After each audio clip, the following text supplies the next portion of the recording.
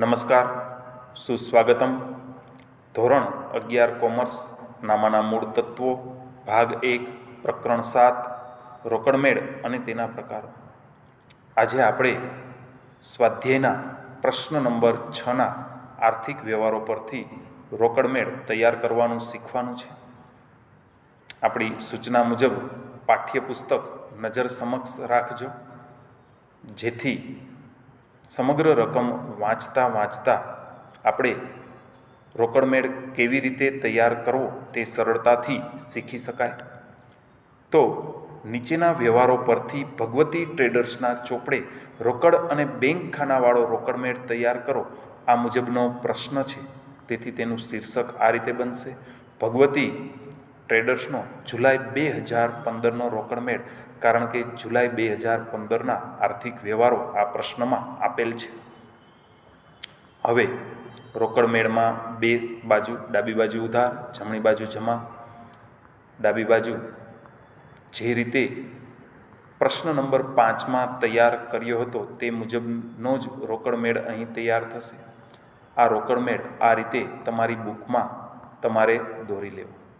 અને સાથે સાથે એક સૂચના કે આ દરેક પ્રશ્ન હું જે તમને શીખું છું તે તમામ પ્રશ્નો તમારે જાતે હોમવર્કમાં તૈયાર કરવાના છે. અને તમે જાતે તૈયાર કરેલા આ જે જવાબો છે તે મારા જવાબો સાથે સરખાવવા, કે જેથી કોઈ પણ આર્થિક વ્યવહાર ભૂલાઈ ગયો હોય તો તે ફરીથી યાદ આવી જાય અને આ રોકડમેળ તમને સરળતાથી આવડી જાય. તો દર વખતે હું સૂચના આપું કે ના આપું, આ દરેક પ્રશ્ન જાતે હોમવર્કમાં તમારે ગણવાનો જ હોય છે. આ રીતે આપણે રોકડમેળ તૈયાર થઈ ગયો. દાખલાની શરૂઆત હંમેશા શરૂઆતની બાકીથી હોય.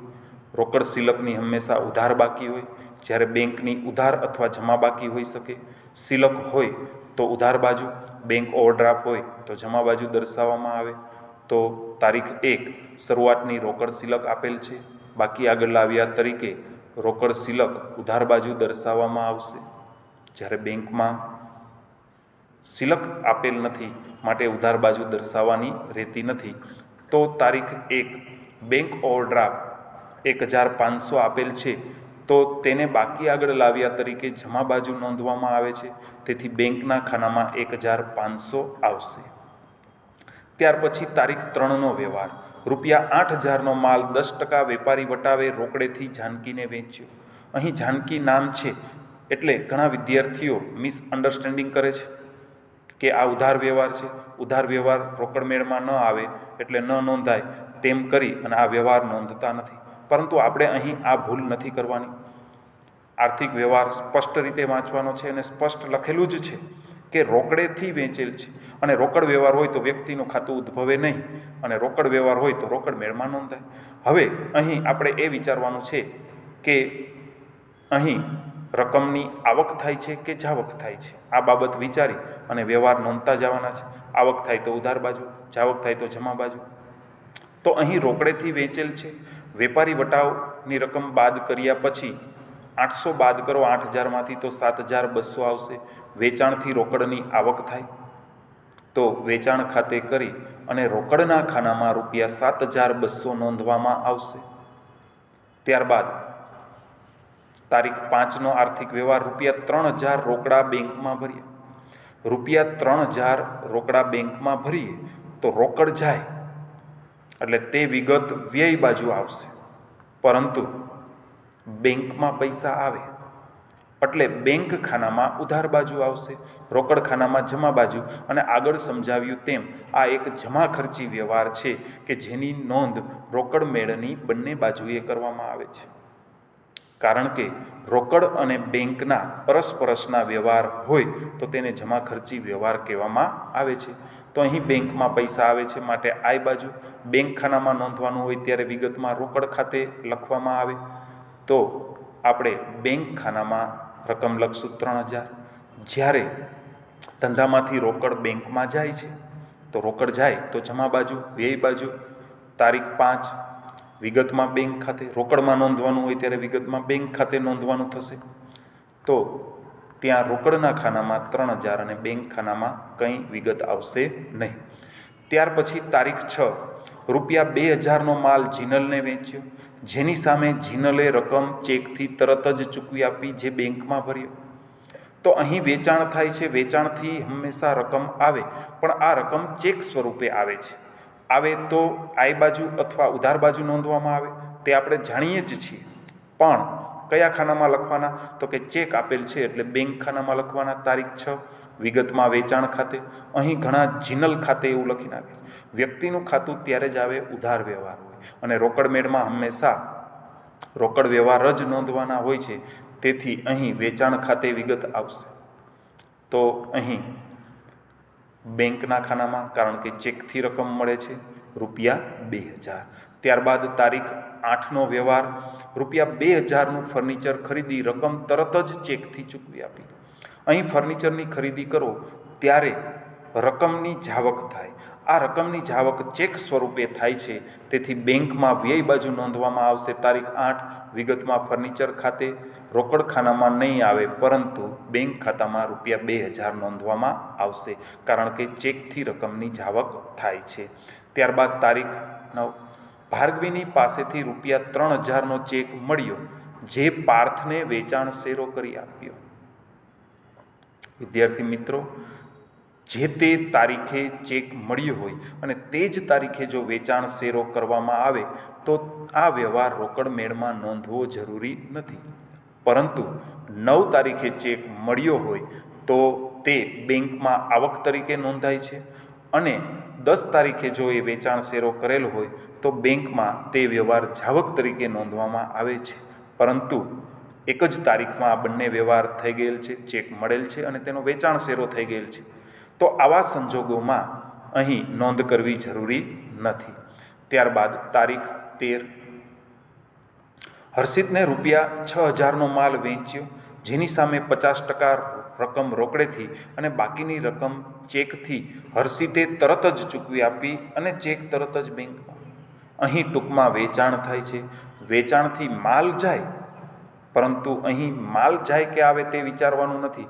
અહીં રોકડ આવે છે કે જાય છે, અથવા રકમ ચેકથી આવે છે કે જાય છે, તે બાબત જ વિચારવાની છે. અહીં વેચાણથી રકમ આવે, એ રકમ 50% રોકડ સ્વરૂપે અને 50% ચેક સ્વરૂપે મળેલ છે. તેથી આ 50-50% રકમ રોકડ અને બેંક ખાનામાં અનુક્રમે નોંધવામાં આવશે.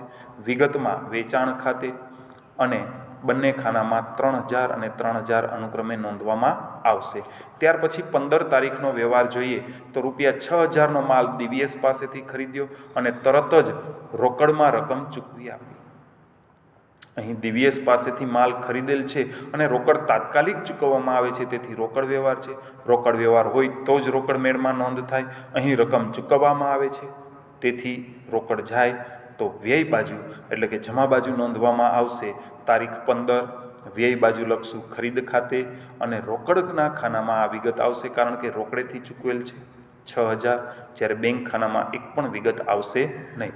ત્યાર પછી તારીખ 18નો વ્યવહાર પગાર અને દલાલીના રોકડેથી ચૂકવી આપ્યા. તો અહીં પણ રોકડની જાવક થાય છે. વ્યય બાજુ નોંધ આવશે.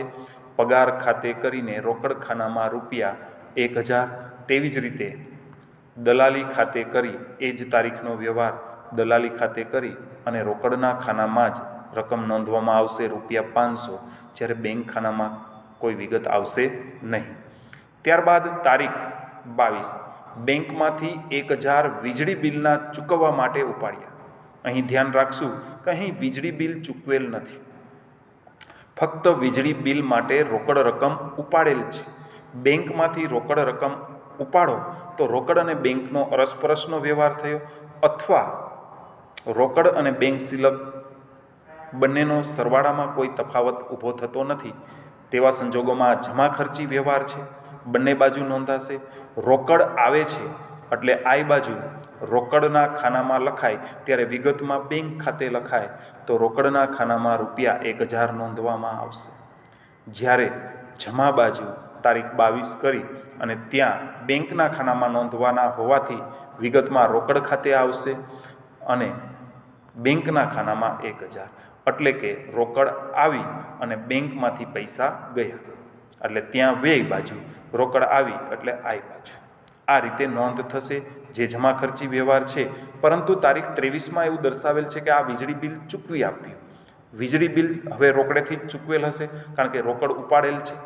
તો રોકડ જાય તો જમા, વ્યય બાજુ નોંધવામાં આવશે તારીખ 23, જ્યાં વિગતમાં વીજળી બિલ ખાતે નોંધવામાં આવશે અને રોકડના ખાનામાં 1000, જ્યારે બેંક ખાનામાં કંઈ વિગત આવશે નહીં. ત્યાર પછી તારીખ 24નો વ્યવહાર. સ્મિથને ₹1400નો માલ એટલે કે 1400નો માલ વેચ્યો, જેની સામે તેણે જરૂરી રકમનો ચેક આપ્યો અને આ ચેક તરત જ બેંકમાં ભરી દીધો. તો આનો મતલબ એ થયો કે બેંકમાં રકમ આવે છે, ચેક આવે છે, આઈ બાજુ નોંધાય તારીખ 24, વિગતમાં વેચાણ ખાતે અને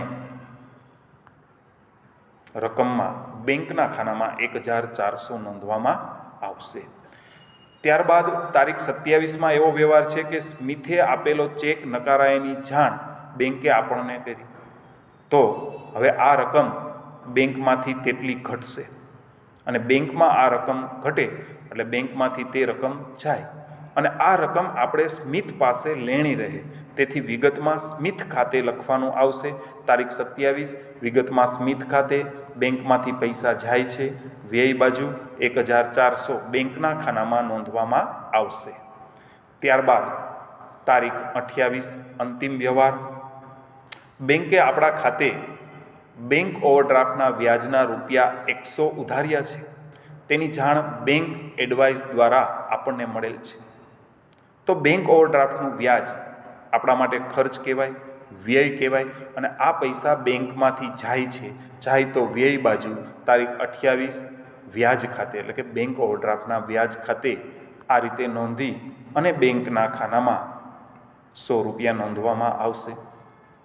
અહીં જે બાજુનો સરવાળો વધુ હોય તે પહેલાં કરવામાં આવે છે. અહીં રોકડ અને બેંક ખાનાના બંને બાજુના ઉધાર બાજુના સરવાળા સમાન છે. બંને બાજુના સરવાળા અનુક્રમે 16,200 અને 9,400. આ બંને સરવાળા જમા બાજુ એઝ ઇટ ઇઝ મૂકવાના હોય છે. ત્યારબાદ રોકડ મેળમાં બંને ખાનાની બાકીઓ મેળવવાની હોય છે અને આ જે બાકીઓ છે તે મેળવવા માટે જે સરવાળો વધારે છે તેમાંથી જમા બાજુના આંકડાઓ કે સંખ્યાઓ ક્રમશઃ અથવા એકસાથે સરવાળો કરીને બાદ કરવાની હોય છે.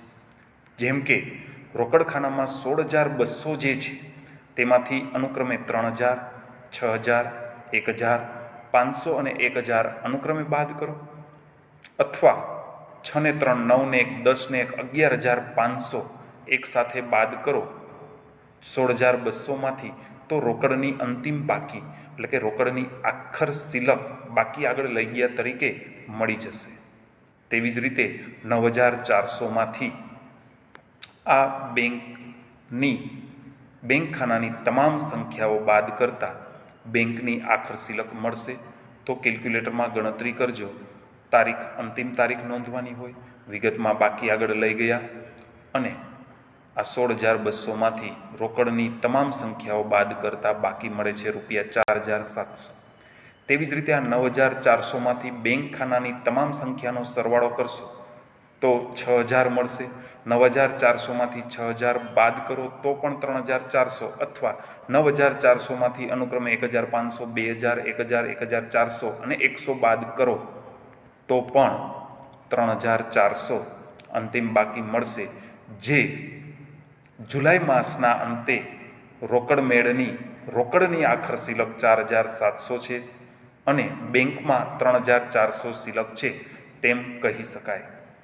તો અહીં આપણે સ્વાધ્યાયના પ્રશ્ન નંબર 6 પરથી 2 ખાનાવાળો રોકડમેળ તૈયાર કરવાનું શીખ્યા આશા રાખું છું કે તમે આ રોકડ તૈયાર કરવાનું શીખી ગયા હશો અને આ સાથે મારું વક્તવ્ય અહીં હું પૂર્ણ કરું છું. આભાર અને અસ્તુ.